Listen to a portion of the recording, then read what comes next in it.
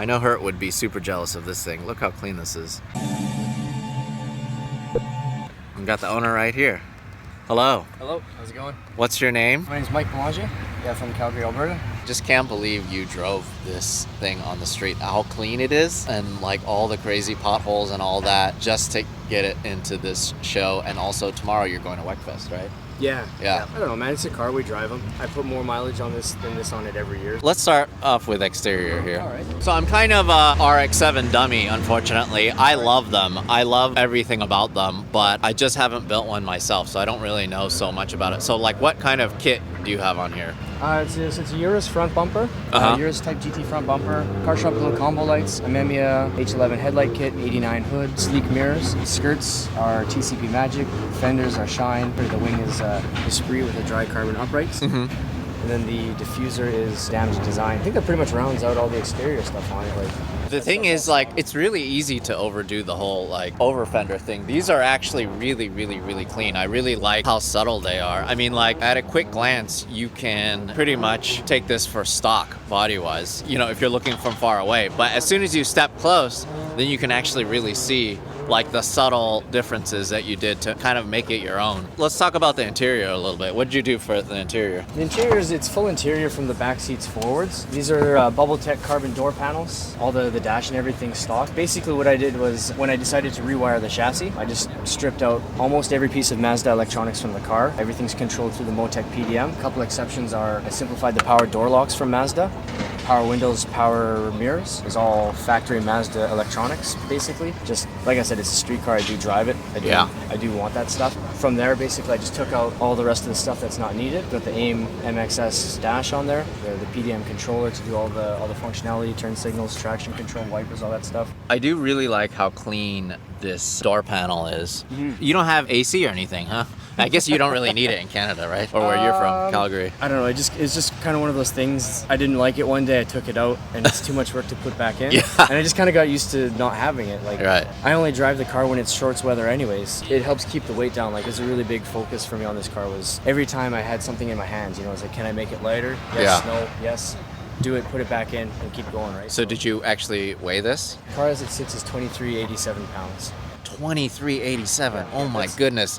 That's with like a third tank in it. That's so light. Yeah. That's amazing. Yeah, but Very cool. It's all these little things, like all these screws are plastic. I had titanium, it's too heavy, so I put plastic screws in, right? Like, wow. Every bracket inside of it is drilled out. Every bracket's been remade from aluminum. If it was made of steel, the hatch is drilled out. I mean, even this is carbon, huh? Just the wing supports. Yeah. That's so cool. Yeah, and the hatch is plastic as well. Oh, this is Lexan. It's tinted Lexan, yeah. Oh, what? Yeah, no defrost lines. It actually looks really clean. Yeah, I got this one because it has a gray tint in it. Wow. So I just wanted it to keep stock looking. Nobody notices it, which I like. Let's take a look at your motor. Wow. Everything is just so finished. It really is a very, very clean car. Tell us about the motor. Motor is 6mm Bridgeport. It was ported by my friend Max Travers. He used to work for Revolution and KKM in Japan, so this is like a little hidden rotary gem. He really knows his stuff. Other than that, it's stock 3-piece Apex seals, stock dowels, stock studs. And so you got this motor brand new from Mazda, or? Yeah, it's a brand new. It's the cheapest way to do it. It's cheaper than buying all of the parts individually. You just go phone up Mazda, order a crate built from brand new parts, take it apart and do with it what you will from there. It's HKS T04Z turbocharger, the HKS T51 manifold. It's charge piping I made all myself. Like I said, like this is kind of test my skills, see what I can do on this, and then see from there if that's something I'm willing to do for other people or not. Right? It's like this titanium charge piping is an example of that. These are the first ones I ever made. Wow, that's super cool. Fender liners I made myself, and I make carbon fiber for other people. Probably wouldn't. It's too much trouble. There's like a lot of skill involved in doing the molds and making it into a production ready piece, like something that's going to fit not just my car, but like I can ship it to someone across the world and he's going to take it out of the box, put it on his car and say like, you know what, I got good value for my money here. No, I mean the battery tray's titanium. If I could mount a sensor in a different way to make a hose 2 inches shorter, I would do it that way, just to take as much weight out of it as possible. There's like little things like this is just a remnant. It's like what I had before. I got a push lock fitting here and here, and I've got like an aircraft twin manifold pressure gauge, and I would just plug it into different areas and measure differential pressure across the throttle body and stuff like that. So I can go around and see, you know, what's a restriction, what's not a restriction. It's a pretty simple build in terms of like it's anybody could go buy 13B. put this turbo kit on it, put an intercooler kit on it, put an ECU on it, tune it, and have exactly what I have. I mean, keeping it light, keeping it simple, but also making it look good. Yeah. Making it your style, like that's super cool. So how much power is it putting down? It's about 460 at the wheels. It runs just on 91 octane. There's no water meth, no ED5 where we live. So honestly, at 2,300 some odd pounds, that's got to be scary to drive. I mean, like, it's scary when you realize it, when you see kind of like the speeds you're hitting, what other cars are doing. Just driving the car, it feels planted, like it's not an issue. I use it on the street and the road course mostly. I took it drag racing once. The car traps 130 mile an hour, which is, that's plenty for me. I mean, you're running RA888s on the street, right? Yeah. The things that stop me from driving it more is the R888 tire noise, and just the exhaust drone on the highway is pretty brutal.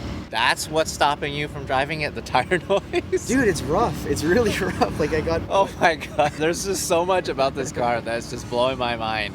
And then just the tire noise. That's awesome, man. Thank you so much for showing me your build. It's super clean. I love everything about it. Like, it is truly the JDM fanboy RX-7, like, but lightweight, built with real paint and real everything, and it's just awesome. Wait, but what does that have to do with Porsche, the FD? MO for the car is like a GT3 RS. Oh, Kind of I see style what you build, mean. right? That's what you call this car. That's like the name for this car, then, kind of, right? Yeah, I think FD3 so. RS. Yeah. That is awesome. It seemed suitable. I got no reason to change it. Yeah. I don't name cars, but I think it captures it pretty well.